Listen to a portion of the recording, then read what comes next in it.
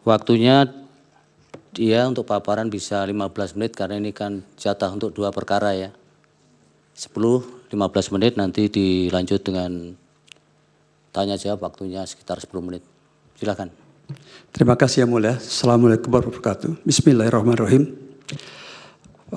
Bapak Ketua Mahkamah Konstitusi, para hakim Mahkamah Konstitusi, saudara pemohon atau kuasa hukumnya, pimpinan Bawaslu, pimpinan KPU, serta tim hukum Paslon 02. Pertama-tama saya ingin memberikan klarifikasi terhadap pernyataan dari saudara Magdir Ismail, senior saya, bahwa langsung saja Pak. Oh, langsung saja. Tadi sudah diselesaikan oleh hakim. Ya. Oke. Yang Mulia, ketaatan terhadap norma hukum haruslah totalitas. Tidak bisa parsial. Bahwa ketaatan terhadap norma hukum itu harus diberikan kepada peraturan perundang-undangan dan putusan pengadilan, termasuk Mahkamah Konstitusi. Berkaitan dengan pelaksanaan pemilu Yang Mulia, KPU telah melaksanakan rasa taat terhadap norma hukum, yaitu putusan Mahkamah Konstitusi nomor 90 tahun 2003, yang kemudian diperkuat oleh putusan Mahkamah Konstitusi nomor 141. Berkaitan dengan itu, penetapan calon wakil presiden Gibran Rakabuming didasarkan pada putusan Mahkamah Konstitusi Yang Mulia. Oleh karena itu, saya kira KPU telah menerapkan taat ajas konstitusi. Oleh karena itu sangat benar bahwa KPU telah taat hukum, dan tidak benar KPU dihukum atas dasar pelanggaran etika karena melaksanakan putusan Mahkamah Konstitusi. Yang Mulia para hakim Mahkamah Konstitusi, bahwa rejim pemilihan umum dibedakan menjadi dua, yaitu pemilihan umum nasional, pemilihan presiden, wakil presiden secara langsung oleh rakyat, PD pasal 6A, pasal 7, Undang-Undang 45, dan pemilihan kepala daerah, wakil daerah secara demokratis. Oleh karena keberbedaan rejim hukum pemilu dan konsekuensi dari putusan atas gugatan pemilu kada dan pemilu nasional, maka tidak bisa diterapkan ajas maupun mekanisme serta konsekuensi pemilu kada untuk diterapkan dalam pemilihan presiden ini. Dan atas dasar ketaatan terhadap norma hukum, maka sudah benar KPU melaksanakan Undang-Undang nomor 7 tahun 17 mulai dari proses pemilu sampai penetapan hasil perolehan suara pasangan calon. Dan dalam berkaitan dengan proses pemilihan umum ini, pemilu telah dimulai dari penetapan pasangan calon, nomor urut, sampai acara debat-debat diselenggarakan di KPU dan penetapan perolehan suara secara manual. Dan tidak ada protes atau sikap walkout dari semua pasangan calon ini. Paslon 01, 02, 03 menerima apa adanya. Bahwa kemudian ketika terjadi ada proses yang disebut sebagai pelanggaran pemilu, maka seharusnya ditempuh melalui jalur Bawaslu. Dan Bawaslu telah menyelesaikan, telah mengerjakan, memproses pelanggaran-pelanggaran pemilu. Walaupun ada yang ditolak karena kurang bukti material, itu adalah satu proses yang normal, mengikuti hukum acara.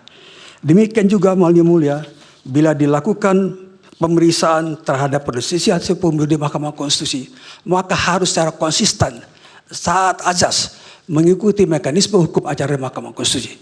Yang harus disampaikan adalah mengapa terjadi perselisihan, perbedaan selisih suara yang diperoleh oleh masing-masing pasangan calon, yaitu paslon 01, 02, dan 03. Kalau paslon 01 dan 03 menggugat masalah itu, dia harus membuktikan di mana kesalahannya secara berjenjang.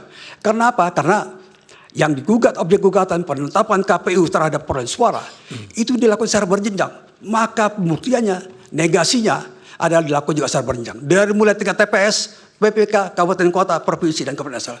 Dan perlu kita ketahui, dalam penetapan perolehan hasil secara nasional secara berjenjang di KPU, semua pihak ini hadir. Dan ketika melakukan keberatan, dicatat dan direspon oleh KPU. Bahkan ada satu contoh sampel. Ketika ada keberatan dari Jawa Barat, Ketua KPU bertanya, siapa yang melakukan kecurangan? Ketua KPS-nya siapa? Di TPS mana? Tapi tidak bisa dijawab, sehingga digugurkanlah persyaratan keberatan itu. Yang Mulia, yang kami hormati, bahwa KPU telah melaksanakan putusan MK sebagai self-executing, sebagai putusan yang harus dilaksanakan. Sama seperti ketika saudara Refli Harun mengajukan pengujian undang-undang PUU Pemilu tahun 2009 dan disetujui oleh KPU. Saudara Refli Harun ini tidak perlu susah payah mendatangi ketua KPU mengatakan, tolong bikin Perpu KPU terlebih dulu, peraturan KPU terlebih dulu, karena nggak bisa laksanakan. Begitu juga yang mulia berkaitan dengan esensi sengketa Pilpres 2004 ini, saudara Bambang sudah mengerti betul bahwa Pilpres 2009 kira-kira sama mekanisme yang ditempuh. Demikian yang mulia. Terima kasih. Baik, yang berkaitan dengan keahlian Bapak.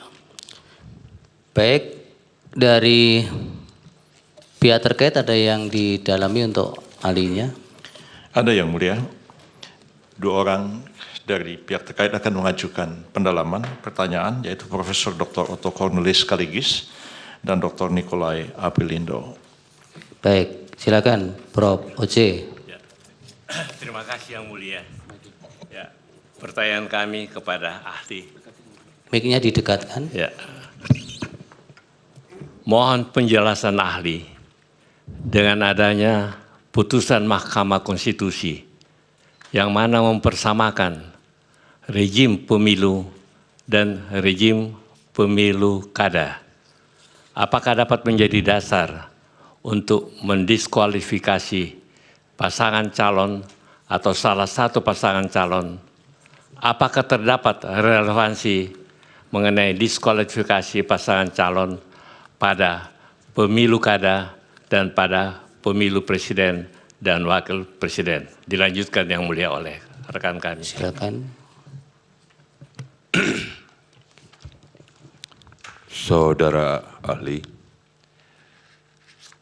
pemilu dan pemilu kada mengacu pada 2 peraturan yang berbeda, yaitu Undang-Undang 7 tahun 2017 untuk pemilu dan Perpu nomor 1 tahun 2014 berikut perubahan-perubahannya untuk pemilu kada.